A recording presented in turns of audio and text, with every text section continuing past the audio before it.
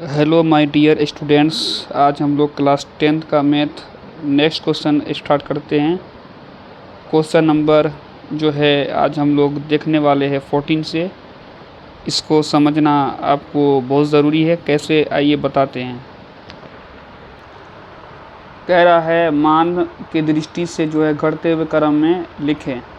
तो साइन 90 का मान जो होता है 1 होता है, तो सबसे पहले बड़ा को लिखना। तो ये बड़ा है, ग्रेटर देन ये हो जाएगा, फिर ग्रेटर देन आपको ये हो जाएगा। उसके बाद जो है हम लोग को पता है कि कोस 0 का मान 1 होता है, तो सबसे पहले कम वाला कौन है, कोस 10 डिग्री है। तो पहले कोस 10 को लिखेंगे, तब ग्रेटर देन कोस 50, ग्रेटर देन कोस 40, ऐसे हो जाएगा। उसी तरह से जो सी और डी बनेगा, उसी प्रकार से 14 का 2 बनाना है। कह रहा है दोनों में कौन सा सही है। तो साइन 90 का मान क्या होता है, 1 होता है। तो ये कथन सही है, ये कथन क्या है, गलत है। देखते हैं एक बार आंसर क्या है।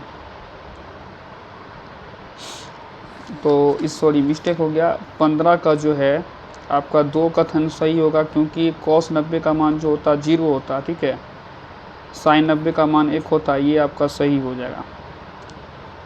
कॉस 90 का जो वैल्यू होता है वो 0 होता है।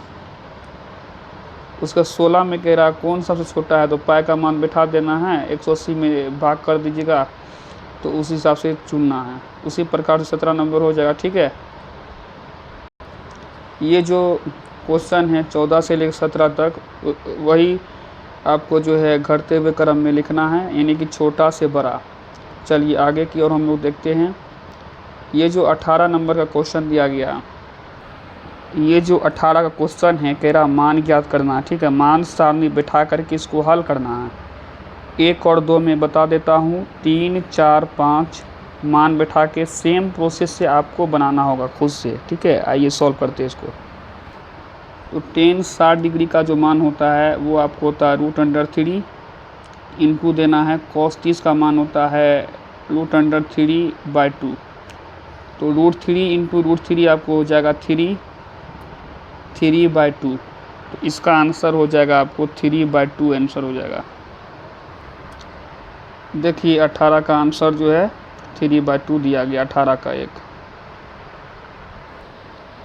18 का 2 जो क्वेश्चन है, आइए उसको सॉल्व करते हैं। पहले जो है साइन 45 का जो मान होता है 1/√2, कॉस 45 का भी आपको होता है 1/√2, और साइन 30 का होता है 1/2। इसका स्क्वायर है तो स्क्वायर दे दिए। 1 गुना 1 आपको 1 हो जाएगा, √2 गुना √2 आपको 2 हो जाएगा। 1 का स्क्वायर 1, 2 का स्क्वायर 4, दोनों का लेना है एलसीएम। 2 दूनी 4, 2 इकाई 2, 4 4 कट गया, 1 आया, 2 में से गया 1, तो 1 आपको हो जाएगा 1/4।